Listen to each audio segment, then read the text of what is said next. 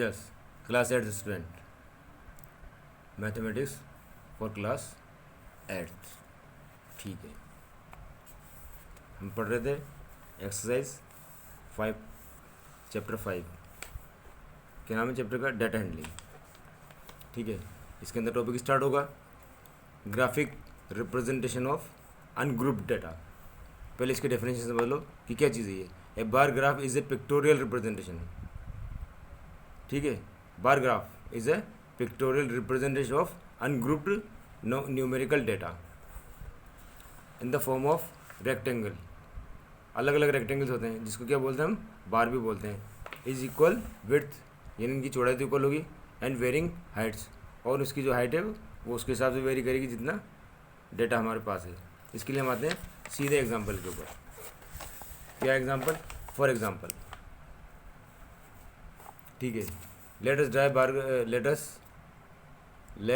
Draw bar graph representing number of cycles produce in a factory. एक factory के अंदर cycle का production हो रहा है। ठीक है ना, ध्यान रखना इस बात का। In a factory during the 5 consecutive weeks. ठीक है, अब 5 वीक्स दे रखे इन्होंने। फर्स्ट वीक में 800 साइकिल्स प्रोड्यूस हुई, सेकंड वीक में 1300 साइकिल प्रोड्यूस हुई, इस तरह थर्ड में, फोर्थ में और फिफ्थ का सबका दिया हुआ है।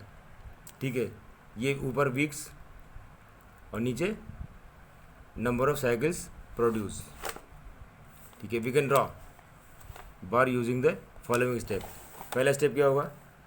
One graph paper draw a on a graph paper draw a historical line OX and a vertical line OY representing X axis and the Y axis respectively. देखिए इस तरीके से किया उन्होंने। ये एक लाइन तो बना दी ये X एक्सिस, एक लाइन बना दी इन्होंने ये Y एक्सिस, आड़ी लाइन। ठीक है, इसके ऊपर आएगा नंबर ऑफ साइकिल्स और इसके ऊपर आएंगे वीक्स। तो एक छोड़ के ध्यान रखना है आपको। 0 से स्टार्ट किया, फिर एक छोड़ दिया, फिर ये निशान लगा दिए इस तरीके से, एक एक करके एक छोड़ के निशान लगा दिए।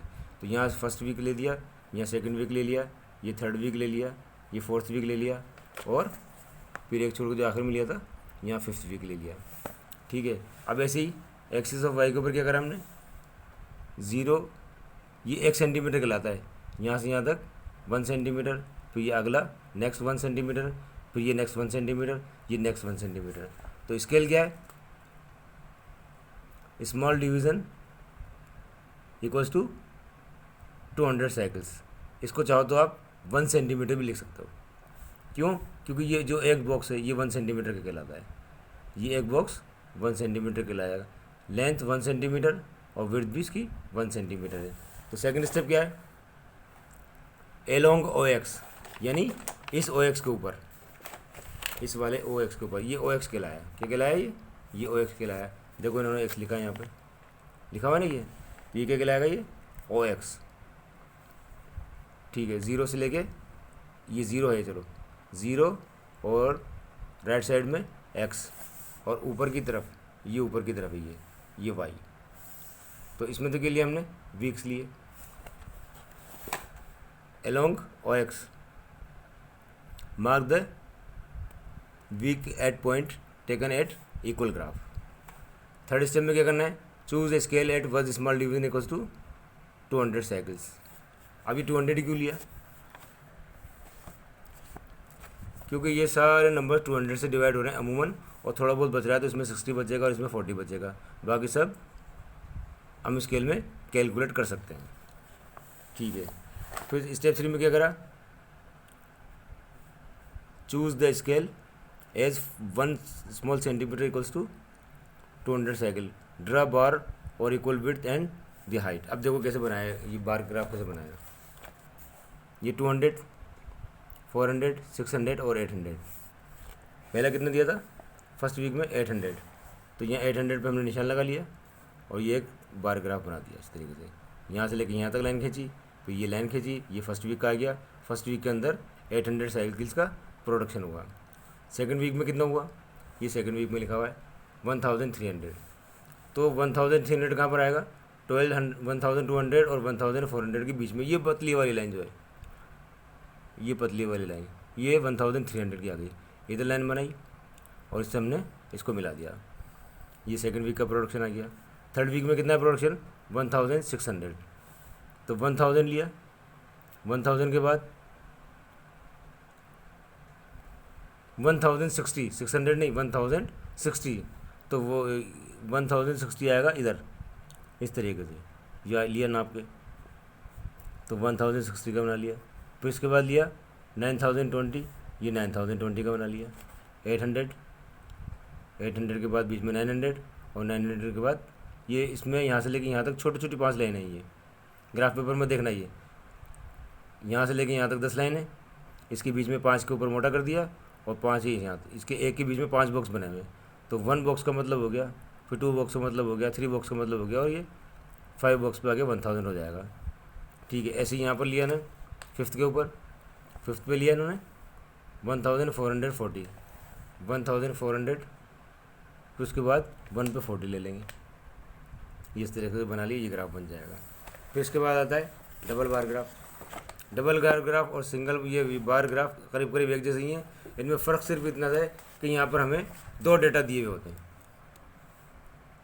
क्वेश्चन पढ़ते हैं हम, let us draw double bar graph represent the student of class 8th having to choose among swimming, music, arts, skates and dance as an activity. ठीक, given table shows the choice made by the boys and girls. ठीक है, activity क्या है? Swimming, arts, music, skates and dance. Boys, ठीक है, 15 boys ने swimming पसंद करी और 15 गर्ल्स ने स्विमिंग पसंद करी।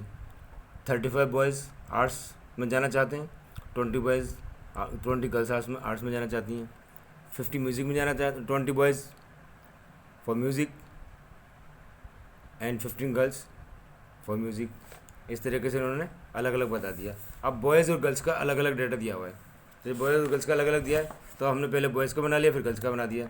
बॉयज़ के लिए लिया इन्होंने पिंक कलर और गर्ल्स के लिए लिया इन्होंने ग्रे कलर, और ग्राफ बिल्कुल ऐसे बनेगा भाई, दोनों पास पास जाएंगे, गर्ल्स का बॉयज़ का, गर्ल्स का बॉयज़ का, इस तरीके से बन जाएगा। ये सेम यही है, इसमें सिंगल है और इसमें डबल है। ये डबल बार ग्राफ है, ये डबल बार ग्राफ है, ये डबल आ गया। Boys girls, boys girls, boys girls, boys girls, बिल्कुल सेम है। फिर उसके बाद आता है हिस्टोग्राम। हिस्टोग्राम में क्या करना है? हिस्टोग्राम के अंदर आपको एक ध्यान रखना है कि इसमें बीच में गैप नहीं देना है। जैसे हमने इसमें गैप दिया था, यहाँ गैप था ना बीच में, ये देखो ये दोनों के बीच में गैप आ गया, फिर सेकंड और थर्ड के बीच में गैप आ गया, इसमें गैप नहीं देना। हिस्टोग्राम के अंदर सबको पास पास लिखना है। डायग्राम बिल्कुल वैसे बनेगा जैसे 40 to 50, यहाँ वज़न दिया हुआ है वेट और number of person, 40 to 50, 40 to 45 kilogram के 4 पर्सन है, 45 to 50 किलोग्राम के 12 पर्सन है, 50 to 55 के 13 पर्सन है। इस तरीके से ये 1 2 3 4 5 टेबल दे दी।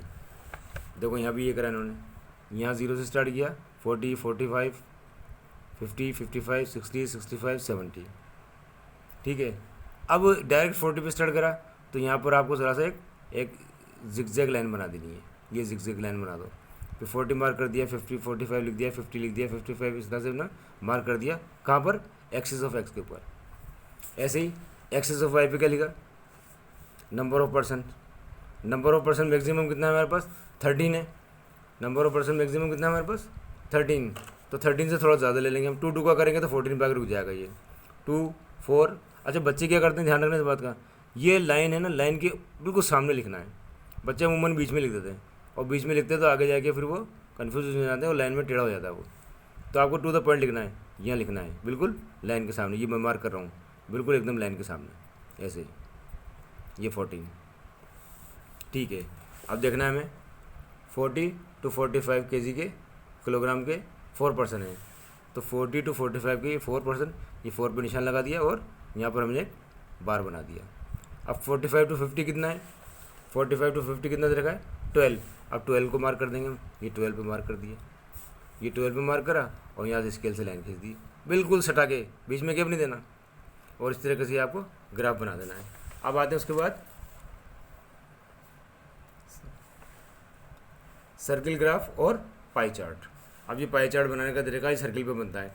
इसके लिए अंदर एंगल होना पता होना चाहिए आपको, ठीक है। ये आपको करके बता दिया जाएगा। Value of component upon sum of the value of all component into 360, ठीक है। अब ये पाई चार्ट बनाने का बताया इसके अंदर, ये रहेगा। इस पर आइए अब आप, ये एक पाई चार्ट दिया हुआ है एग्जाम्पल के अंदर। इसके अंदर 120 एंगल डिग्री बन रहा है क्रिकेट के लिए, 45 डिग्री बन रहा है फुटबॉल के लिए, 45 डिग्री बन रहा है कबड्डी के लिए, 90 डिग्री बन रहा है बास्केटबॉल के लिए और 60 डिग्री बन रहा है हॉकी के लिए, ठीक है। अब ये डायग्राम देख लिया।